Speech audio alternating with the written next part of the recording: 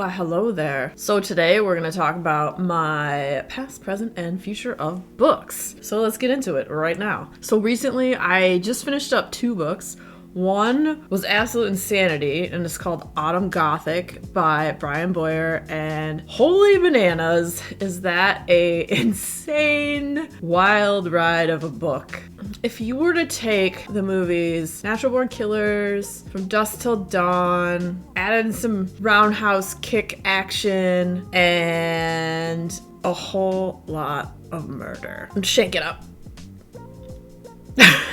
you would have Autumn Gothic.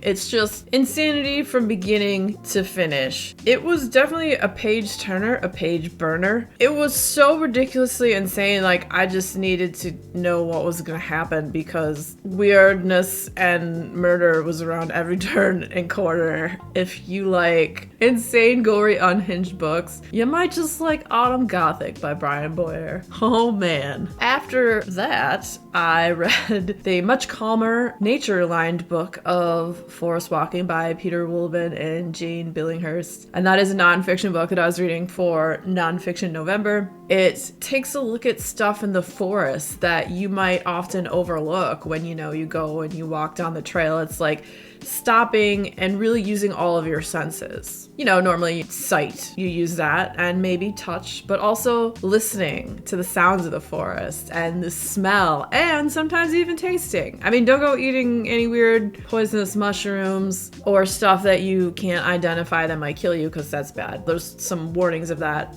But like stuff like tasting the tip of a branch, like the tip of a freshly budded spruce tree, and what that can tell you about stuff. And it goes into the different layers of the forest, from the trees to the smaller plants to the insects to the larger animals that roam the forest. And it just had a really nice all-encompassing picture of stuff that you may kind of overlook when you go into the forest, stuff that you could look out for next time you go into it. And then this author too, Peter Woolman, also wrote the book The Hidden Life of Trees, which was really fascinating. And that book talked about like the communication system with trees and how they communicate with each other and like feed each other nutrients and give off warnings and different stuff. So I really enjoyed reading this new book of his. It was pretty awesome. And if you're into nature and stuff like that, I highly recommend Forest Walking. And then currently I'm reading How Light Makes Life by Raphael Jovine. And this book is about photosynthesis. It's another nature type book that I chose for Nonfiction November, picked it up at the library, and so far it's really interesting. There is a lot of scientific stuff in it, so at some points it can be a little eye-numbing, but overall learning about it has some really fascinating stuff, and just how photosynthesis can be harnessed to do some pretty great and amazing things, and that there's so much we've learned and still so much to learn. So it's been a really fascinating read, and I'm really enjoying it so far. I don't hold it up because this is what it looks like with the green screen.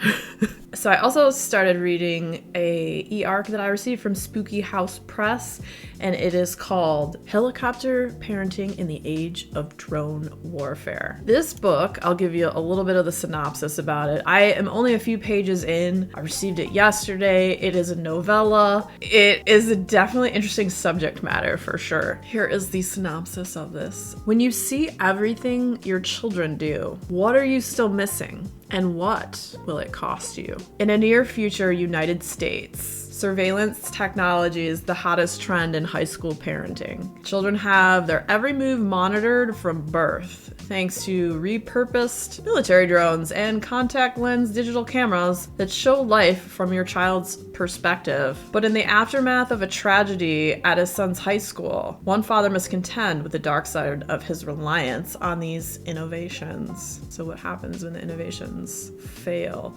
Yeah, it's crazy, like even now, like in this lifetime, how kids have cell phones and basically their parents can track wherever they are, like a GPS locator. I can only imagine if I had that in my day. I was always not telling my parents where I was. They didn't want me to go down to the city because it was dangerous, and I would go down there quite a bit because, I don't know, Detroit's a lot better than it used to be. It used to be a lot more scary and dangerous. I think it sounds pretty cool. Looking forward to getting deeper into that one. And then I have 2 other books that I picked up recently. One has been recommended by several people, The Fisherman by John Langan. I did have one person in my Instagram, I posted a picture of it, and they said that they didn't like it because it had so much about fishing in it. Well, I mean, it is called The Fisherman, so I guess one could assume that there would be a lot about fishing. But for me, I grew up and me and my dad, that was like our big shared thing that we did. We went fishing all the time. We went regular fishing, fly fishing, night fishing, ice fishing. I've even been deep sea fishing, but that I didn't do with my dad. I did that when I lived in South Carolina. So The Fisherman. I'm very excited to read this. It's horror. I don't know the full story, but we're gonna have some story time with Sin, and I'll read you the synopsis. In upstate New York, in the woods around Woodstock, Dutchman's Creek flows out of the Ashokan Reservoir. Steep bank, fast moving, and of something more. Possibility too fantastic to be true. When Abe and Dan, two widowers who have found solace in each other's company and a shared passion for fishing, hear rumors of the creek and what might be found there, the remedy to both their losses. They dismiss it as just another fish story. Soon, though, the men find themselves drawn into a tale as deep and old as the reservoir. It's a tale of dark pacts, of long buried secrets, and a mysterious figure known as Dare Fisher, the fisherman. It will bring Abe and Dan face to face with all that they have lost, and with the price that they must pay to regain it. I mean, that sounds really good, so I'm super excited to read this. We also picked up, oh, this looks bad on the all right, so you kind of saw what that was, right? White Horse by Erica T. Worth. I've been seeing that everywhere. So many people are talking about it. I don't know what it's about. It's another one I was just like, I keep seeing it everywhere. All the cool kids are reading it. Maybe I should check it out.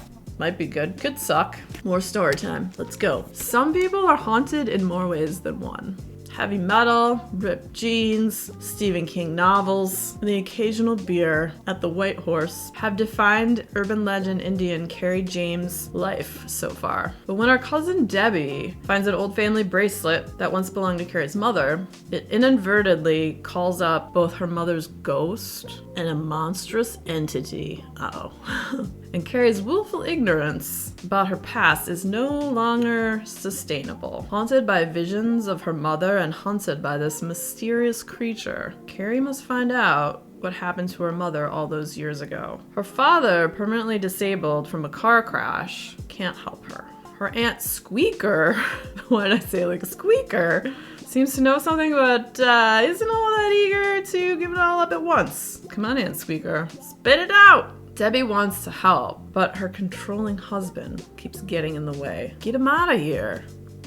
Carrie's journey towards a truth long denied by both her family and law enforcement forces her to confront her dysfunctional relationships, thoughts about a friend she lost in childhood, and her desire for one thing she's always wanted but could never have. I mean, that sounds pretty good too. So I'm very excited for those. I'm enjoying the books I'm currently reading. So what have you guys been reading? Have you been participating in Nonfiction November? If you guys like videos where I talk about multiple things that I'm reading, the next video coming up will be another video along those lines. So stick around, check it out. And if you had fun hanging out today, hit that like button, come back, see me again, and we'll talk about more bookish things and weird stuff.